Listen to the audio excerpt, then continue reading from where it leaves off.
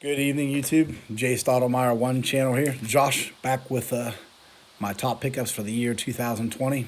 What an incredible year. Going to be pretty quick with these, but start off pretty quick from my calculated top 20 and down. This come from a good friend of mine, Dane from CardTech 710. I kind of put the value in 2021 the same. This is a 2013 PSA 10 Derek Jeter Topps opening day. He sent that to me knowing I'm a Yankees fan. I'm going to buzz through these pretty quickly as well. Some of these cards you've not seen, but a lot you've seen before. This is a Wayne Gretzky, 88 Topps and a PSA 9. Dana was kind enough to include this with a purchase I've made off of him. And this is his first card with the Kings when he come over from the Oilers and signed that huge contract. And I want to try to place these without knocking everything down, but I don't think that'll go real well. This is card number 19 right here, actually, with a Ricky Henderson PSA 7 that has really no business being a 7 holder. I had an 8 and got rid of it because the 7 looked a lot better.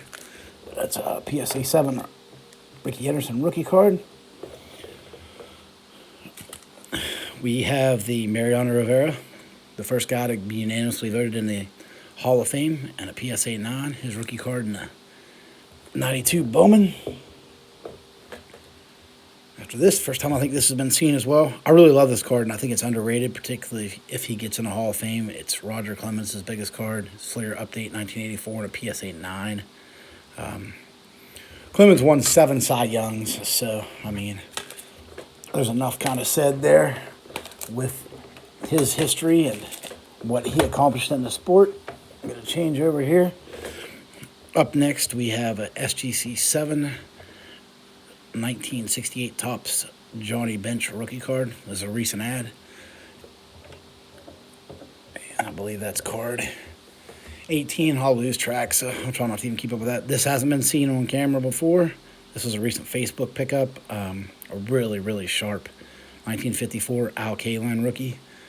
Al passed away this year. Rest in peace. Entire career with the Detroit Tigers. That's something I really like. It's a super clean, really, really nice 4. Just a hair off-centered, but no print marks or whatnot. That's a recent ad in the 54 series and his rookie card for me in the 54 Topps.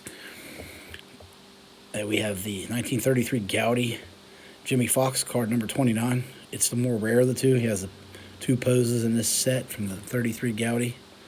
But it's real, real good. Good card. I was happy to add to the collection this year. Next up, T206 Christy Mathewson dark cap and a PSA 3.5. Another really, really nice crease-free card. Common back sweet cap. Christy Mathewson. All right, continuing on, we have the 1887. Some say 1888.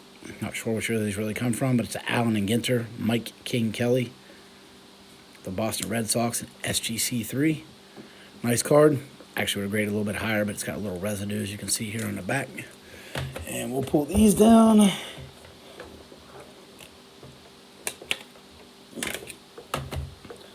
Continuing on, we have the Roberto Clemente rookie card, SGC 4. Really, really great color. Pretty nice corners, but the grade in the 4 is a little bit due to centering. Really excited and happy to add this to the collection. This year was just an incredible year. Honestly, this year will never be topped for me. I made a short list to add next year that I'm excited about. I had this card in my collection twice this past year. Not the exact card, but the 41 plate ball Joe DiMaggio. Sold it earlier in the year, regretted selling it. This is from his 56 game hitting streak year and MVP season. His first collared issue card. A really nice PSA 4. Super iconic card. Real happy to have that, the PSA 4. Next up is an Ernie Banks rookie card. This is a PSA 6. This card's really trending up. It's well-centered. None of the print lines that you normally see. Really, really nice, clean green back. Traded some cards. Traded a card for this and some cash. I lost a Cy Young in my collection. I moved a lot of cards this year, but this is what I'm finishing with to show you guys. But I traded that for some cash, which I was able to pick up the DiMaggio and the Banks with the Cy Young move. Been after this card for a couple years, and it's a really, really fine example. It's a crease-free 2.5. As you can see, it has a little bit of corner issues, but it's very, very well centered. Nice collar. I picked this up at our local card show from a guy I buy a lot of cards off of. My biggest cards mainly have come from Stan Locke, and it's a Piedmont 150 series Walter Johnson portrait. That's a big card for me, and all these cards will likely not be moving on from my collection. Next up is another 33 Goudey, the more rare 160 Lou Gehrig. It's another crease-free example, fairly well centered, SGC 2.5. Really excited to have that one as well. Like I said, this has been an incredible year for my collecting. I have a short list of about 7 cards that I really hope to add next year. Earlier in the year, I had a Ruth playing years, and I let go. That's big on the priority list, and I want to get that added back. But continuing on with my top pickups for this year, the 1887 Allen and Ginter Cap Anson. First guy to ever have 3,000 hits. Played nearly 30 years in the major leagues. Really, really nice example. Pre-war 1800s card. It's a very, very blessed year in order to add a lot of these cards.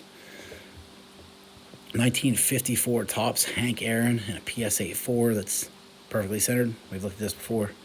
No roller marks, no creases, just a small little, very minute, hard to pick up corner issue. Clean green back. Really shows much better than the 4. Big add in the collection. And big, big card. Really happy to have. We have my newly 51 Bowman Willie Mays in a PSA 4. This was a fairly recent pickup, a few months back, but it's another one that won't leave the collection. A really fine example with no roller marks, no creases. Very minor, if any, staining from the wax on the back. Another really just huge iconic card in the collection. As we wind down, I'm really, really proud of these top cards here. Not so long ago, I picked up the 1909 E92 Cross Candy Honus Wagner batting. PSA's only graded 12 of these cards. Another crease-free example. I like this. Got fat borders. Really, really great card. Really clean, too. Got a small rub on the A and the and there. Is the reason why this will be a 4. It may have graded maybe a half point higher. But really, really happy to have another Honus Wagner in the collection. I let a few pass by this year, but that's one I truly wanted to add. The iconic Ty Cobb green portrait from the T206. Just a really, really nice green. Centered pretty well left to right. Typical issues on the top. Just very, very little border there. I'm trying to pick this up a little bit better. For some reason, my camera seemed to come a little out of focus. There's a pretty good registration. Another clean card. No heavy wrinkling or whatever. I got a small, like, hairline wrinkled, but no creases at all in this card either. And as you're looking here, those are my top 6 cards, which was a very, very hard choice. And last but not least, early in the year pickup on a huge trade. This is a PSA 4 1951 Bowman Mickey Mantle rookie card. As you can see, it's a beautiful card. Great blues. That's normally has a lot of the roller marks and off registration, and you won't see any of those on this card. Like I said, fairly solidly centered, which is another issue on the 51 Bowman. And not much wax residue on the back at all. And like I said, that finishes up my top 20. It's been a blessed year. I hope everybody has a wonderful new year in 2021, enjoys their collecting, and thank you for taking the time, bearing with me through on this long video. Let's drop this right up here if I don't knock everything down. And I did, and that wraps up the video. Thanks, guys.